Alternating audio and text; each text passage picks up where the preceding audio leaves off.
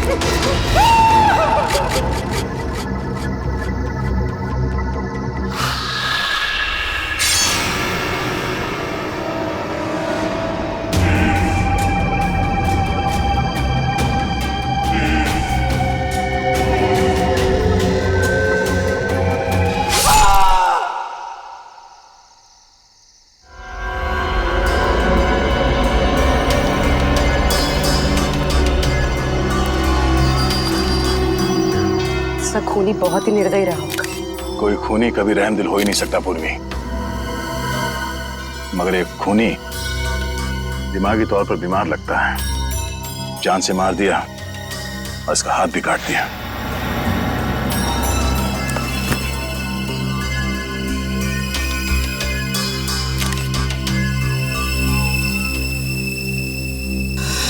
जतिन नाम है इसका, केबल ऑपरेटर है ये। सर लगता है कहीं जा रहा होगा और रास्ते में ये सब हो गया।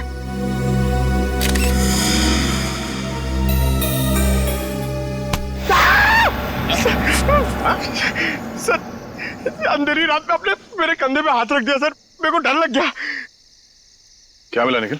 सर यहाँ पे इस गाड़ी के टायर का निशान है। लगता है इसे अचानक यहाँ पे ब्रेक मारना पड़ा और कोई निशान यहाँ पे दिखाई दे नहीं रहा है। सर ये किसी इंसान का काम नहीं है सर, ये वही जुलाई वाली आत्मा का काम है सर। सर उसने इससे पहले इसी महीने इसी तरह दो लोगों के खून किए थे सर। आज 13 जुलाई है और उस दिन 4 जुलाई की अंधेरी रात थी। इसी आत्मा ने जीवन का एक पैर काट डाला और जीवन मर गया। किसी ने खूनी को नहीं देखा।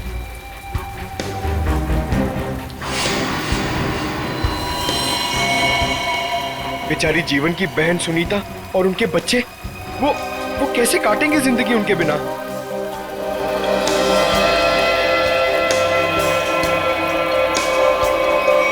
और वो पार्लर वाली औरत, उसकी नाक और उंगली काट ली और किसी ने नहीं देखा उस आत्मा को।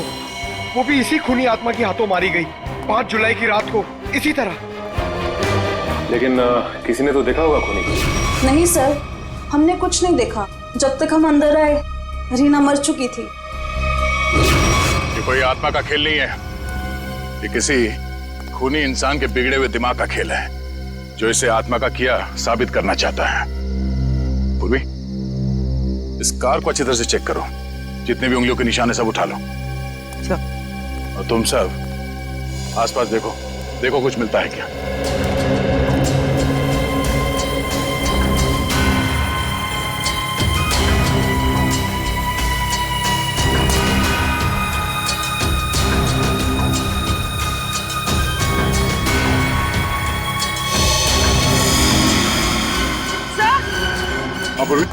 सर ये देखिए, विंडशील्ड पर हथेलियों के निशान, वो भी उल्टी। तो सर लगता है कोई उल्टा लटक के इस पे अटैक करने की कोशिश कर रहा था, तभी ये घबरा गया होगा और इसने अचानक ब्रेक मार दिया। और सर जतिन अपने आप को बचाने की कोशिश कर रहा होगा, इतने में खूनी ने अपना काम कर दिया। हो सकता है।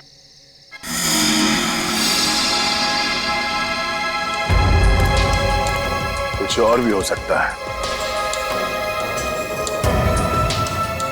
ये देखो,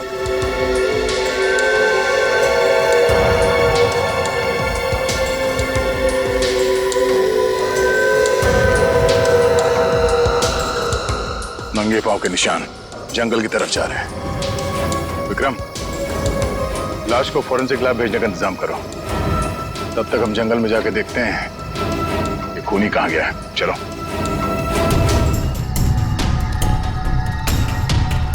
सर हम लोग और कितना आगे जाएंगे सर? जहां तक सुराग नहीं मिल जाते वहां तक। सर अगर यहाँ सुराग हो ही नहीं तो? और अगर सुराग यहीं पे हो तो हाँ? पूर्वी, तुम इस तरफ देखना।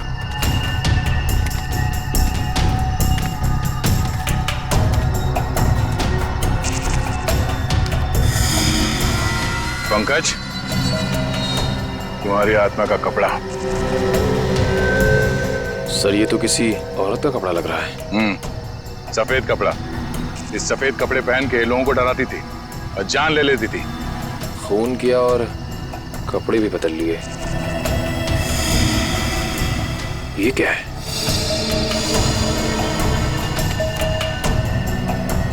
अरे ये क्या, मरा हुआ चूहा? अरे चूहा नहीं है पंकज, विग है। सर शायद उसी खूनी औरत का होगा। सर ये देखिए, लगता है खूनी ने अपने खून भरे हाथ पहुंच कर ये कपड़ा यहां फेंक दिया। गुनहगार कितना भी होशियार क्यों ना हो, कोई ना कोई गलती जरूर करता है। सबूत छुपाने के चक्कर में सबूत ही छोड़ गया। जिस तरह से खून हुए उसे देखकर तो लगता है कि खूनी कोई एक ही है। पहले उसने उन तीनों को चाकू से मारा और फिर उनके शरीर का एक एक हिस्सा काट लिया। इन सबको देखकर लगता है कि उसके मन में बहुत नफरत भरी थी इन तीनों के खिलाफ। पहले उसने जीवन का पैर काटा, फिर रीना की नाक और हाथ की उंगली, और अब ये केबल ऑपरेटर जतिन, उसका तो हाथ ही काट लिया। और सर तीनों को इसी महीने में मारा है, जुलाई में। जरूर इसके पीछे कोई बहुत बड़ा राज है। और सर इन तीनों मरने वालों के बीच में कोई संबंध भी तो नहीं है। ऐसा कैसे हो सकता है काविन? कुछ ना कुछ तो संबंध जरूर है इन तीनों के बीच में। और सर जिस तरीके से खून किया है, खूनी बहुत ताकतवर है। हाँ, और बहरूपिया, खूनी बहरूपिया है। औरत बनकर खून कर रहा है वो, औरत बनकर। याद है ना उस जंगल में हमें औरत के कपड़े मिले और विग भी। काविन ये विग ही हमें उस खूनी तक पहुंचाएगा, ये विग ही पहुंचाएगा हमें। बस पता लगाना पड़ेगा ये विग कहां से खरीदा गया था और किसने खरीदा था। Yes sir. रेडी? यतिन के घर जाके उसके घर वालों से मिलो, उनसे बातचीत करो, पता लगाओ कि और कौन कौन जानता था जतिन के खंडाला ट्रिप के बारे में। हाँ साळुंखे,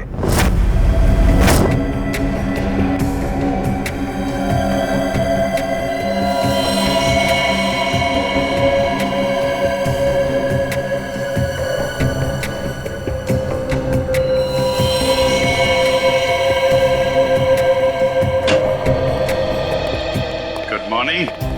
गुड मॉर्निंग। आपको भी good morning sir. Good morning.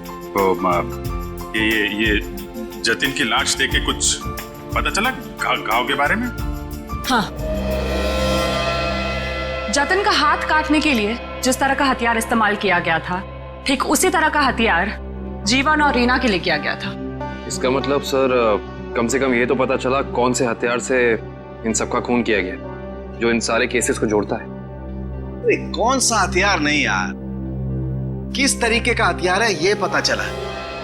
Salunkhe साहब, किस तरीके का हथियार है?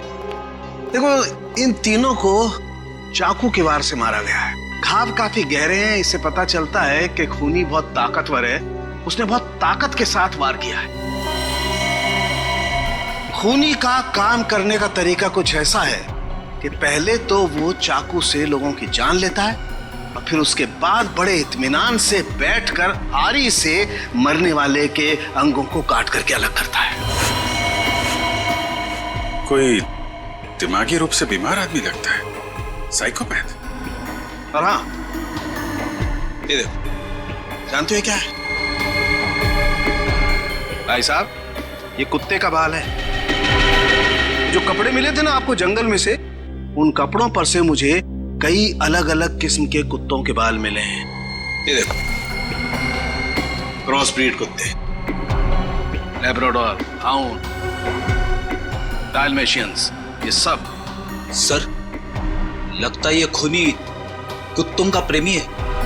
हाँ, लेकिन है कौन ये? कुत्ता पालने वाला कुत्ते के बारे में जानकारी रखने वाला या फिर कुत्ते के सलून वाला?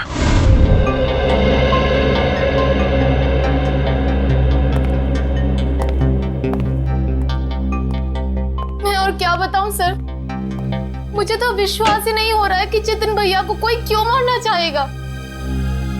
वो एक सीधे साधे आदमी थे। अपने केबल नेटवर्क के बिजनेस के अलावा उनको फुर्सत ही नहीं थी कि वो किसी और विषय में सोचे। अच्छा, आपके अलावा और कौन जानता था कि जतिन खंडाला जाने वाले? खंडाला जाने के प्लान के बारे में तो उन्होंने मुझे अचानक ही बताया था, और मुझे नहीं लगता कि किसी और को भी उन्होंने इस बारे में बताया होगा। फोन पे किसी से बातचीत कर रहे हो, कुछ सुना हो? नहीं नहीं, फोन पे नहीं। सर? हाँ श्रेया? सर इधर। क्या मिला? सर ये देखिए, लगता है जतिन के जो जो जरूरी काम थे या जो काम बाकी थे, रिमाइंडर्स के तौर पे उसने इस नक्शे पे सारी पर्चियां बना ली थी ताकि कुछ छूटे नहीं। 11 जुलाई पेमेंट कलेक्ट करना है, एक्सरे करवाना है, डॉक्टर के साथ मीटिंग, इलेक्ट्रिशियन 10 जुलाई। 10 जुलाई को तो जतिन की मौत हुई थी ना? हाँ सर। 10 जुलाई 67 के सैन बिल्डिंग का केबल कनेक्शन काटना है, पेमेंट बाकी है। सर शायद ये जतिन उस रात आखिरी बार इस फ्लैट वाले से मिला था। 678 के सैन बिल्डिंग में चलते हैं, कुछ ना कुछ जरूर पता चलेगा इसके बारे में। सेठ जी, सीआईडी वाले आपसे मिलने आए। गई क्या बात है? ये विग आपके यहाँ बनवाई गई थी?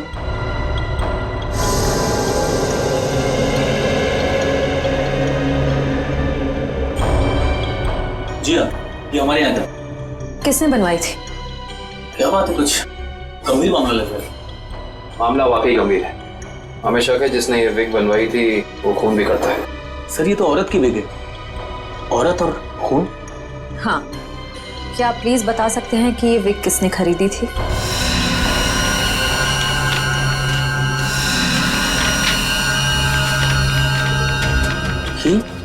क्या हुआ? सर ये खूनी नहीं हो सकती सर। ये खूनी हो सकती है या नहीं वो हम तय करेंगे। लाइए। क्या वजह? गोकुल धाम की दया में। अरे भाई साहब, आप थोड़े भाव तो आवाज भी कीजिए। हमारी सोसाइटी में सुनीता आती है ना, वो तो हमेशा आवाज भी भाव ही लेती है। वो हमारी फैमिली सब्जी वाली है। अरे भाई बस आपका नहीं और मेरा नहीं, इससे 25 रुपए रखो। अरे बहन जी, इतना तो मुझे घर में पड़ता है। हाँ तो ये भी मुझे घर में ही लेके जाना है। अरे मेरे कहने का मतलब इतनी तो मेरी खरीद पड़ती है। गोकुल धाम सोसाइटी से पता कर लिया है, यहाँ पे नहीं कहीं आइए भाजी खरीदते। अरे लेकिन उसे ब्यूरो कैसे लेके जाएंगे? विग के बारे में बता के सर। विग के बारे में? अरे नहीं, गुस्सा हो जाएगी। एक काम करते, ये उसे ना वो गरबा वरबा की बातें बता कर ना उसे मना देते हैं। वैसे भी हम दोनों को वो भाई मानती है ना। हाँ, ले जाओ, सब ले जाओ, सब ले जाओ, सब फ्री में लेके जाओ। अरे नहीं भाई, मेरी माँ हमेशा कहती है जब भी किसी को कोई भी चीज दो ना एकदम दिल से देनी चाहिए ताकि सामने वाले को संतुष्टि हो। और टप्पू के पापा भी ये बात मानते हैं। अरे बहन जी, मैं मानता हूँ कि ग्राहक भगवान होता है, उसकी इज्जत करनी चाहिए, लेकिन मैं ये सब्जी भी फ्री में नहीं दे सकता, मैं लुट जाऊंगा। अच्छा चलो भाई, बस ठीक है, आप जितने कहते हो ना इतने पैसे दूंगी बस। धन्यवाद बहन जी, धन्यवाद। बस सुनिए, मुझे धनिया और मिर्ची मुफ्त में चाहिए। चलो ठीक है, देता हूँ मैं। लीजिए बहन जी, ये लीजिए। पैसे आ गए, आप तो कमाल करते हैं भाई। हाँ थोड़ा और दीजिए। हाँ मिर्ची दी ना। अरे भाई, पंकज भाई, हाय कैसे हैं? हम ठीक है, आप कैसे रह रहे हैं? मैं एकदम मजे में। आप लोग यहाँ सब्जी खरीदने आए हैं? हाँ, सब्जी, भाजी। अरे हाँ, ये तो डेली भाजी खरीदते हैं, हर रोज। वैसे इनको देख के लगता ही है कि ये भाभी जी को बहुत मदद करते होंगे। एकदम पत्नी औरत है। अरे ये तो कुछ भी नहीं है, ये है ना, ये तो डेली कपड़े भी धोते हैं। पंकज मुंह बंद कर, नहीं तो मैं तुझे धोऊंगा।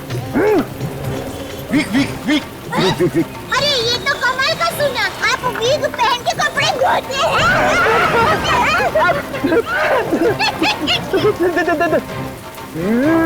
गरबा गरबा गरबा। अरे ये तो और भी नहीं सुना, आप वीक पहन के गरबा करते करते कपड़े धोते हैं। हाँ दयानंद, मैं हर काम ना गरबा खेलते खेलते करता हूँ। ये देखो। अरे फ्रेंडी भाई, अभी थोड़े दिन पहले तो आपको सिखाया था, आपको जरा ठीक तरह से नहीं आ रहा है। अरे दयाबेन, लगता है ये भूल गए, इन्हें जरा गरबा करना सिखाओ ना।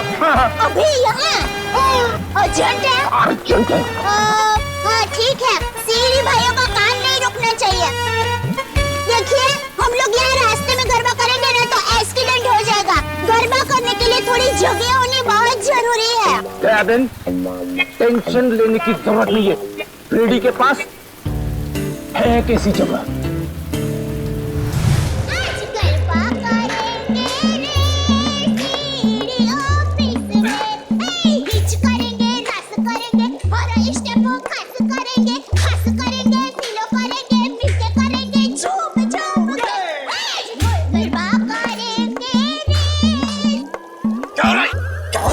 सॉरी सर, क्या सॉरी?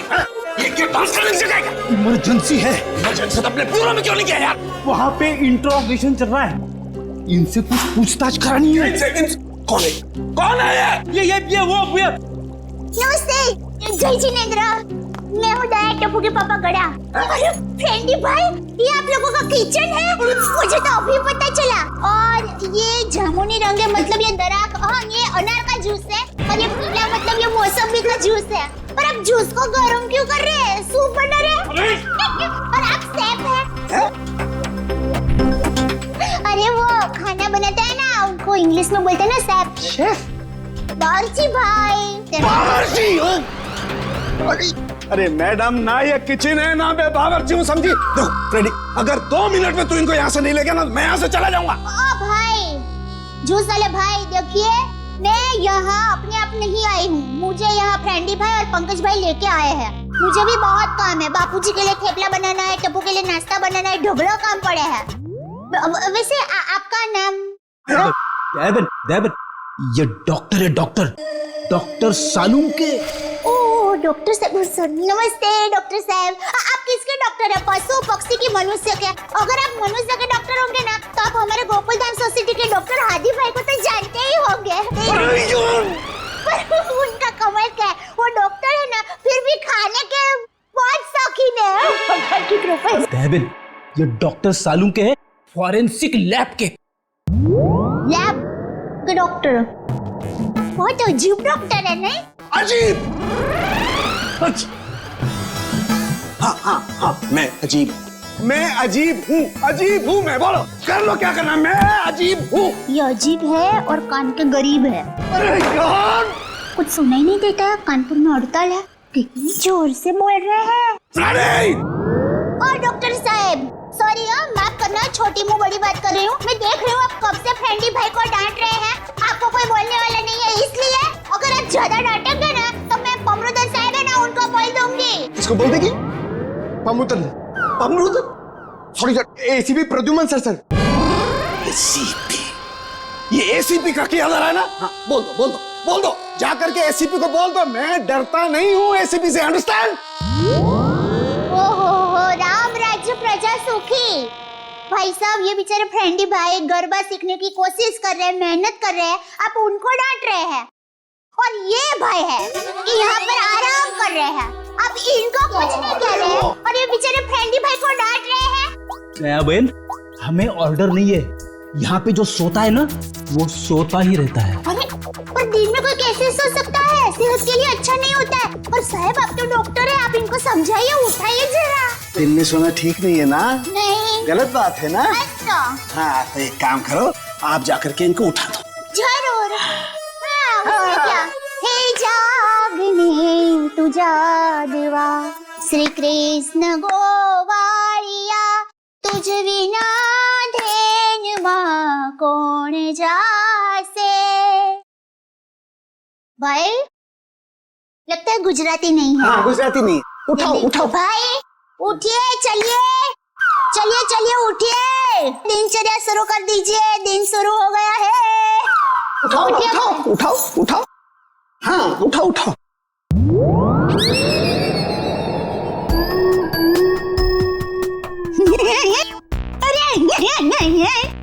ये भाई आंखें खुली रख के सो गए हैं।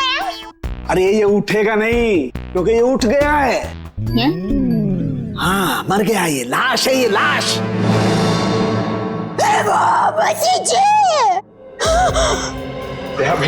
रहने दो, ये तो संसार का नियम है, जो एक बार आया है उसे जाना भी है। देखो यार, इन्हें भी जाना है, इन्हें भी ले जा यार, तू ले जा इन्हें, ले जा।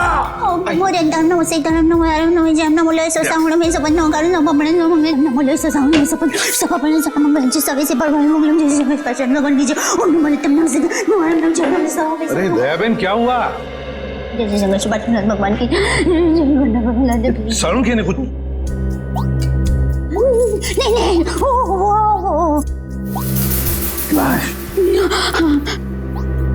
दयाबेन, ये फोरेंसिक लेबोरेटरी है, यहाँ पर लाशें पड़ी रहती है। तो इनको डर नहीं लगता? ये तो लाशों से बातें करते हैं।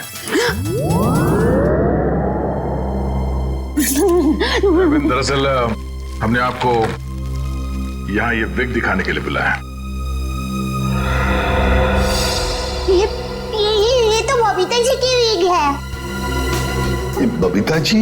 हाँ, हमारे गोकुलधाम सोसाइटी में रहते हैं, हमारे पड़ोसी है। अय्यर भाई उनके पति का नाम है। वो दरअसल हमारे में पति का नाम नहीं बोल सकते, लेकिन दूसरे के पति का नाम बोल सकते हैं, उसमें कोई प्रॉब्लम नहीं है।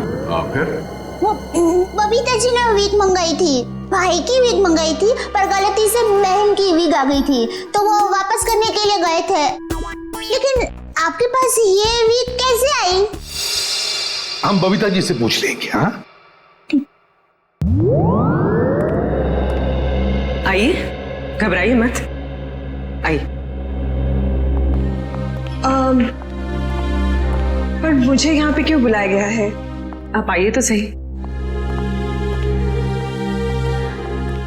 सर क्या हुआ है? अब आपको कैसे बताएं क्या बात है? देखिए बबीता जी, हम यहाँ आपको बुलाकर कोई शौक देना नहीं चाहते, मगर आप इतने झिझक क्यों रहे? नहीं, मैं झिझक नहीं रहा हूँ। अब जो हम आपको बताने जा रहे हैं, शायद वो सुन के आपको धक्का लग जाए। धक्का? जी हाँ,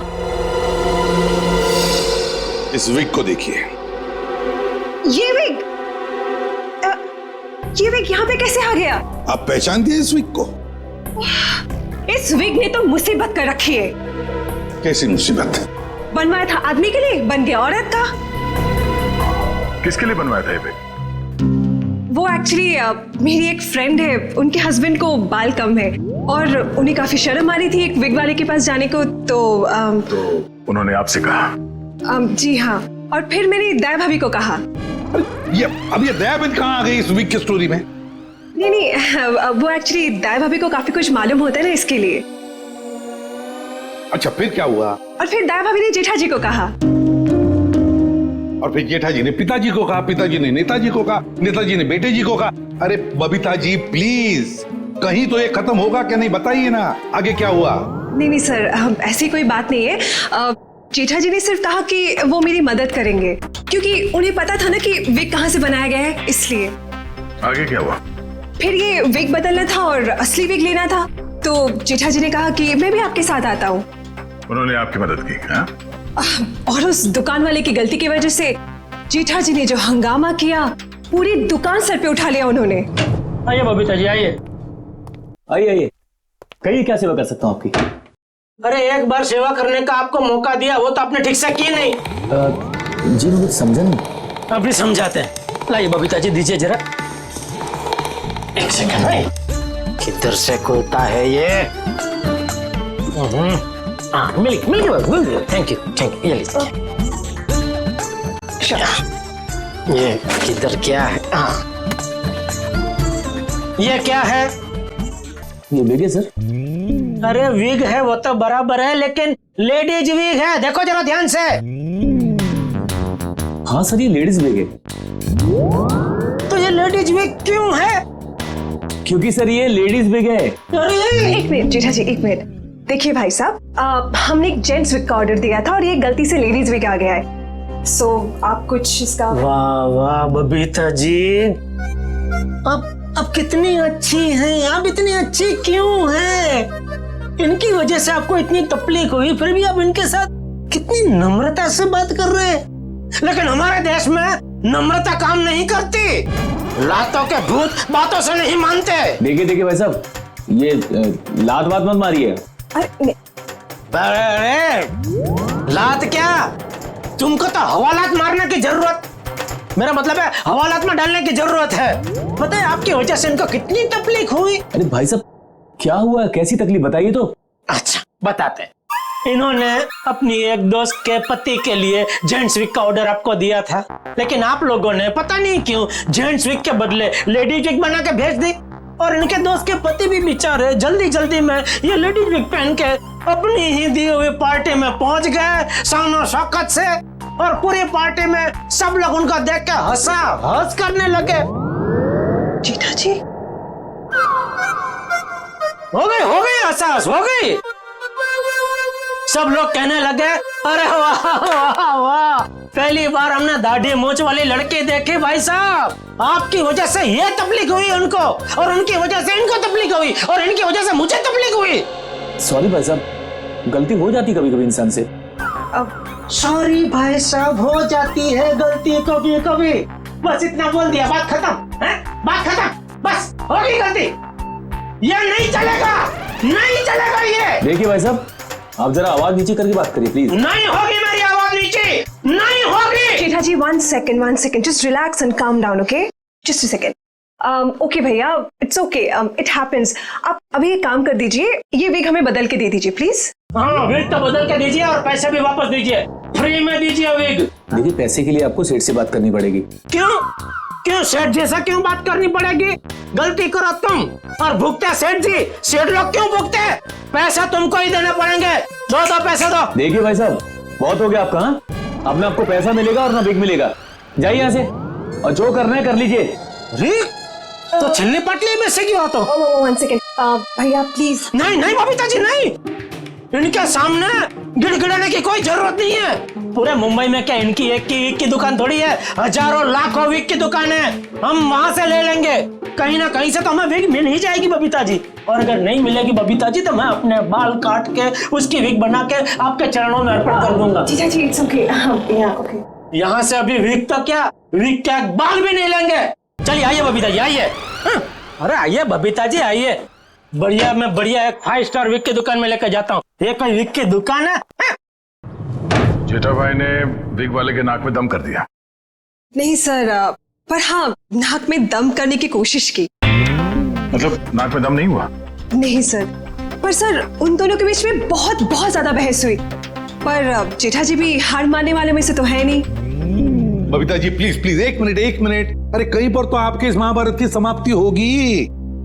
हाँ सर, उस दुकान वाले ने फिर बहुत रूडली जेठा जी को कहा कि अगर आपको इतनी जल्दी है तो आप खुद जाके ये विग बदल लो। समझ में नहीं आ रहा था। सर विग वाले ने जेठा भाई से कहा कि असली विग यानी बबीता जी वाली विग जिस आदमी के पास है, जेठा भाई उस आदमी के पास जाए और उस विग की अदला बदली कर ले। अच्छा, मतलब जेठा भाई या औरत वाला विग लेकर उस आदमी के पास गए जी, अदला बदली करने के लिए। जी जी। और आप भी गई होंगी उनके साथ? नहीं सर, मैं नहीं गई थी। आप नहीं गई थी? अरे ये तो बहुत अच्छा हुआ। आप जा सकती हैं, आगे की कहानी हम जेठा जी से पूछेंगे। पर सर आप लोग ये क्यों पूछ रहे हो, हुआ क्या है? बबीता जी खून हुआ है। खून? जरा इस पर्ची पे देखिए, ये आपके लिए तो नहीं लिखा कहीं?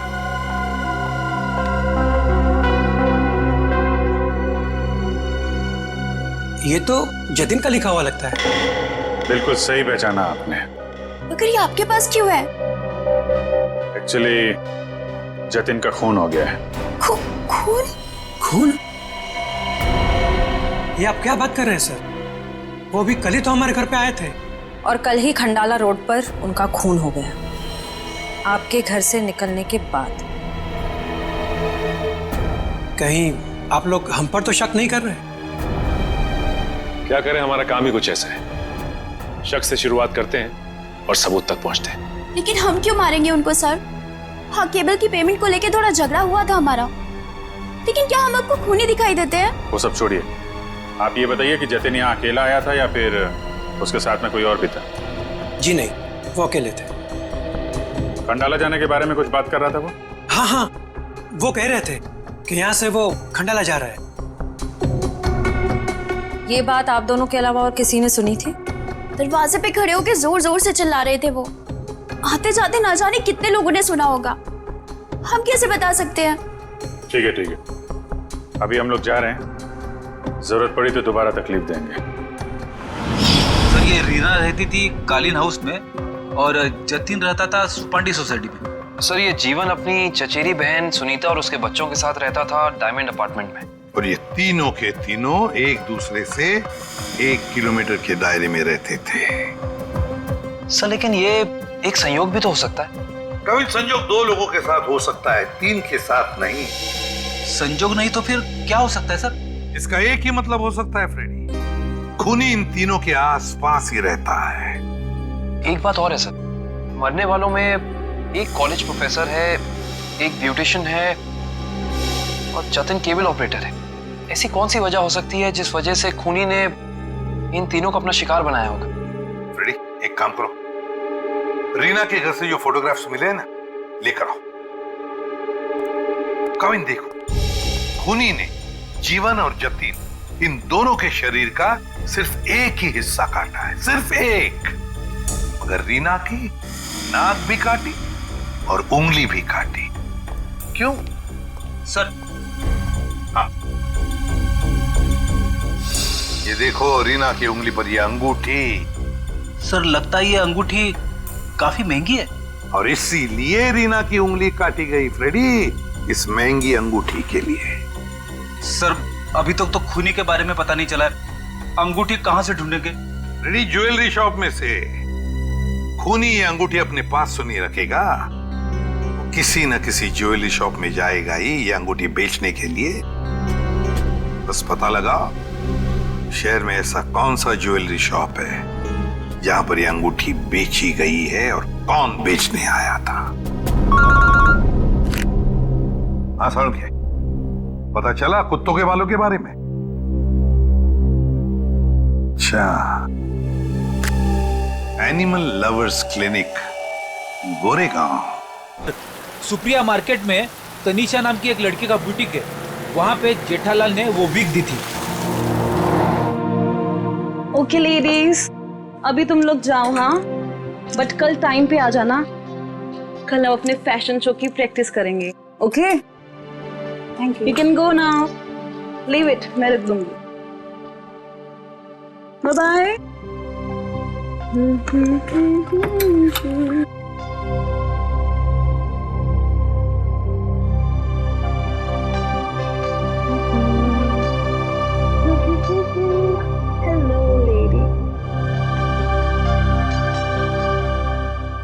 Bye, bye, bye.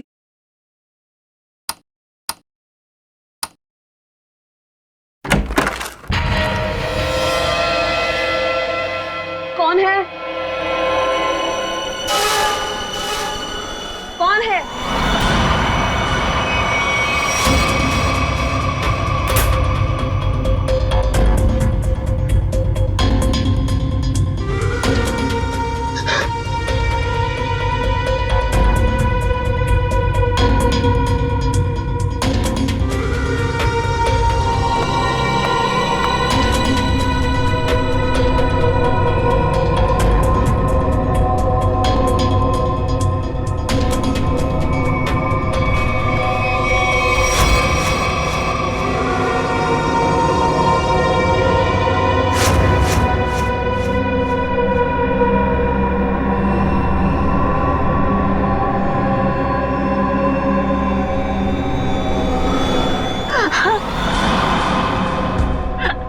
प्लीज मुझे छोड़ दो, मैंने तुम्हारा क्या बिगाड़ा है?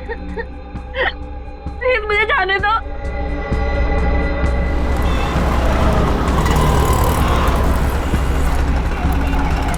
सर, वो रहा तनीषा का बुटीक।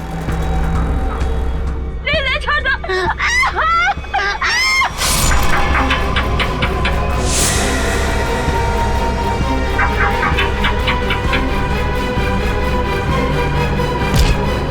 तनीषा, तनीषा,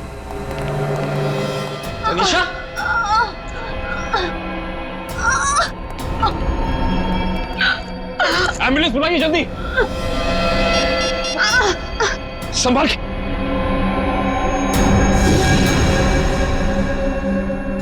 तो रीना की दोस्त है।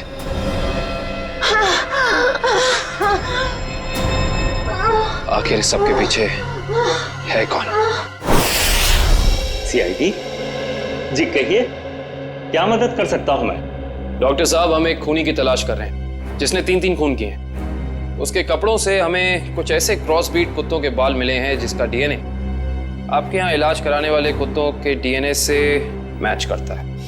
यहाँ हर रोज सैकड़ों लोग अपने कुत्तों के इलाज के लिए आते हैं। अब किसका बाल मिला है हम कैसे बता सकते हैं? कुत्तों का छोड़िए, हमें वो आदमी चाहिए जिसने खून किए। Sir, we are dog lovers. कुत्तों से इतना प्यार करते हैं, इंसान को कैसे मार सकते हैं? ये तो फिंगरप्रिंट्स लेने के बाद ही पता चलेगा। फिंगरप्रिंट्स? जी हाँ, जतिन नाम का आदमी जिसका खून हो चुका है, उसकी गाड़ी पर से हमें खूनी के फिंगरप्रिंट्स मिले। तो डॉक्टर साहब, हम आपके और आपके स्टाफ के फिंगरप्रिंट्स के साथ उस फिंगरप्रिंट को मैच करना चाहते हैं। Please cooperate.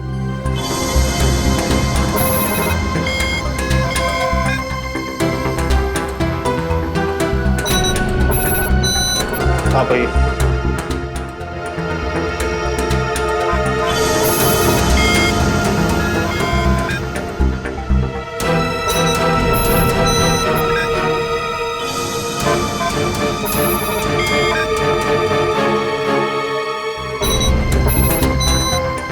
हाँ भाई।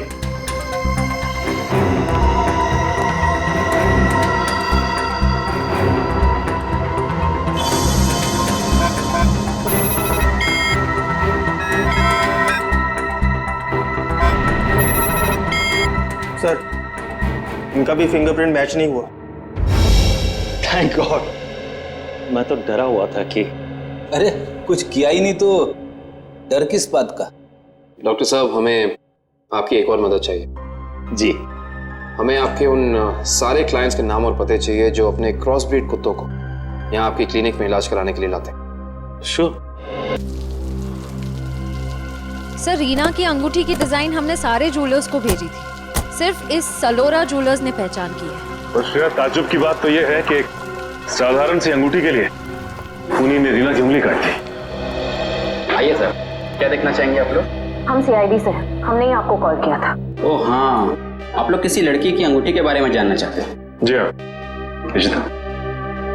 इसी डिजाइन की कॉपी हमने आपको भेजी थी और इसी लड़की की वो अंगूठी है, रीना नाम है उसका। अंगूठी तो यही है, मगर ये अंगूठी मैंने किसी और के ऑर्डर पे बनाई थी। तो फिर किसके ऑर्डर से बनाई थी? देखिए, किसी का खून हुआ है, प्लीज। हाँ, बताता हूँ।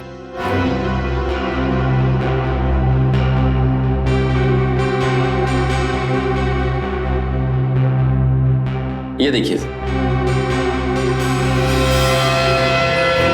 तो ये बात है, अब तक सीआईडी के सामने नाटक चल रहा था, तो अब तुम देखो सीआईडी का तमाशा।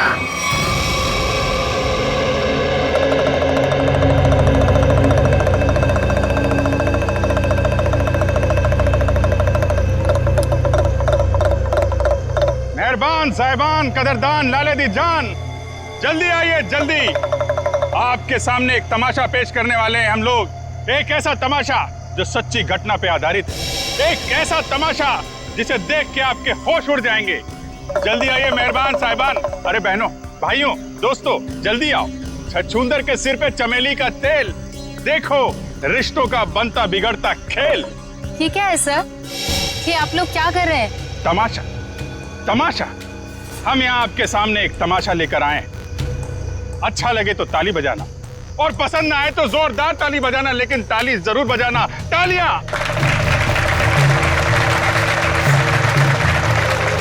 ये कहानी है एक लड़के और एक लड़की की। लड़का लड़की से बेहद प्यार करता था। ए लड़की,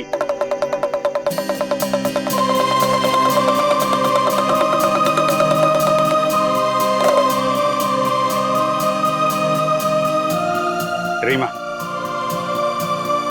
मैं तुमसे बहुत प्यार करता हूं। मैं तुम्हारे बिना एक पल भी नहीं जी सकता।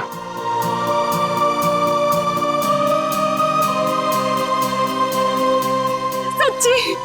मुझे कसम से मेरा प्यार सच्चा है, जैसे चकोर चांद से करता है, झरना नदी से करता है और खुशबू फूल से करती है। और ये फूल तुम्हारे लिए, इसमें मेरा दिल है। क्या तुम मुझसे शादी करोगी?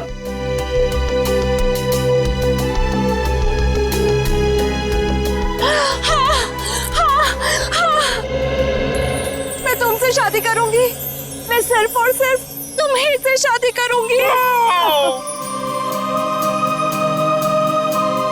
ये तुम्हारे लिए। शुक्रिया।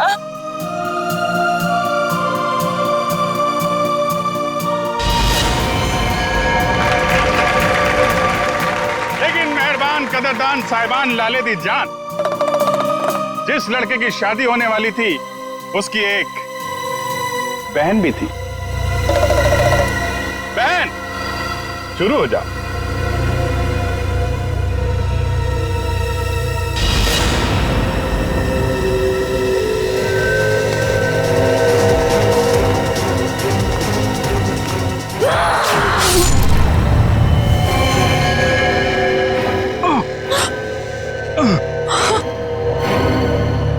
बहन, ये तूने क्या किया?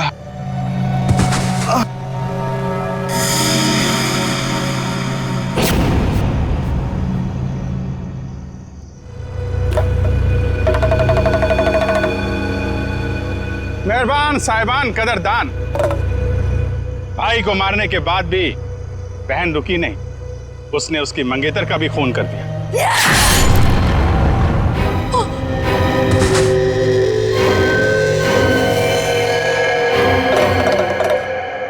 इन दोनों को मारने के बाद भी बहन का खूनी खेल बंद नहीं हुआ। अरे उठ जा, तेरा रोल खत्म हो गया, उठ जा। एक बेचारा निर्दोष राह चलते जा रहा था, इसे क्या मालूम कि वहां मौत उसका इंतजार कर रही है। जा भाई, मर जा।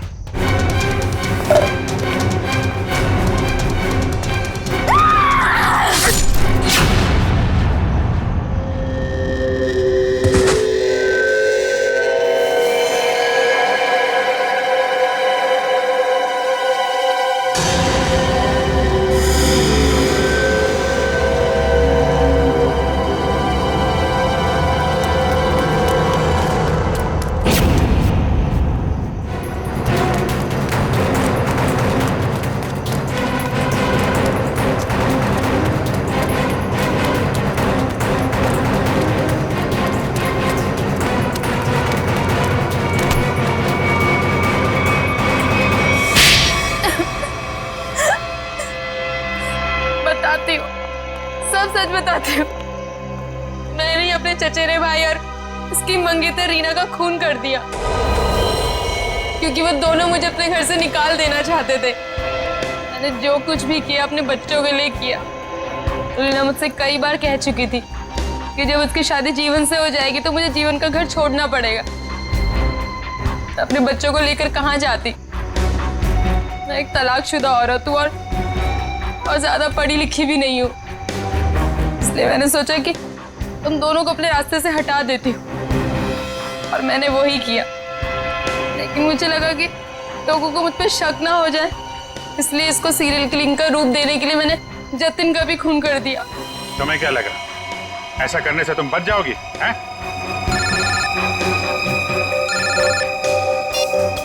Hello, yes sir. हाँ सर। एएलसी क्लिनिक में तनीषा के साथ तुम ही जाती थी ना?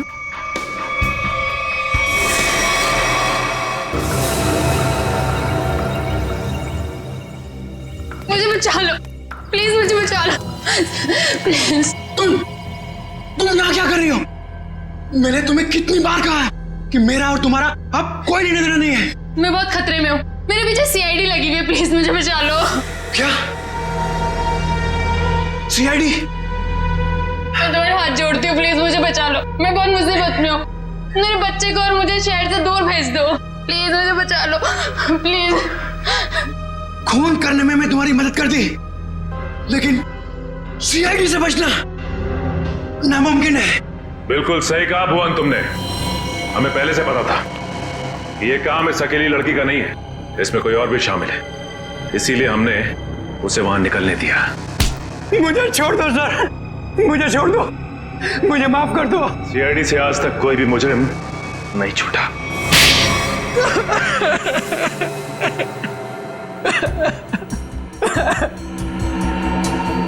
सर, मैं ये मजबूरी में कर रहा था, मेरे पास और कोई चारा नहीं था। ये मुझे ब्लैकमेल कर रही थी। मैं जिस कंपनी में एमडी था, सुनीता वहां क्लर्क के तौर पर काम कर रही थी। उसने मुझे कंपनी के 5 करोड़ रुपए गबन करते पकड़ लिया था। इसके पास मेरे खिलाफ पक्के सबूत थे। ये मुझे आसानी से 15 साल के लिए जेल भिजवा सकती थी। मैंने इसे रुपए देने चाहे, मगर इसने खून में मदद करने की शर्त रखी। या तो मैं इसकी मदद करता या जेल जाके मैं अपनी और महक की जिंदगी बर्बाद कर देता। उस दिन भी ये मेरे घर में मुझे धमकी दे रही थी। तभी जतिन ने डोरबेल बजाया। सोच क्या रहे हो तुम? अगर तुम्हें बचना है ना तो जो मैं कहती हूँ उसे मान लो। मैं और खून नहीं कर सकता। 5 करोड़ रुपए की चोरी की है तुमने, तो ठीक है, जेल की चक्की पीसने के लिए ना तैयार हो जाओ, नहीं तो भूखी मरेगी तुम्हारी ये प्यारी बीवी। धीरे बोलो। तो ठीक है, अपने दिलो दिमाग से ये पीछे हटने का ख्वाब ना निकाल दो, और एक और खून करना है तुमने। क्या? सुनीता ने हमें जतिन से लड़ते हुए देख लिया था और उसे जतिन के खंडाला जाने का प्लान पता था। और तुम दोनों ने मिलकर जतिन को मारने का प्लान बनाया है ना? हाँ, जीवन और रीना का खून को और उलझाने के लिए मुझे एक और शिकार की जरूरत थी। और तुम्हारा शिकार था बेचारा जतिन। जायदाद की लालच में तुमने 3-3 मासूम लोगों की जानें ली, 3-3 लोगों की जानें ली। और वो तुम, उसमें तुमने इसका साथ दिया। तुम भी उतने ही दोषी हो जितनी की ये है। तुम दोनों को तो फांसी ही होगी, फांसी। एसीपी प्रद्युमन की विनती स्वीकार कर ली है कि सीआईडी टीम सुनीता के बच्चों की तब तक देखभाल करेगी जब तक वे बालिग नहीं हो जाते।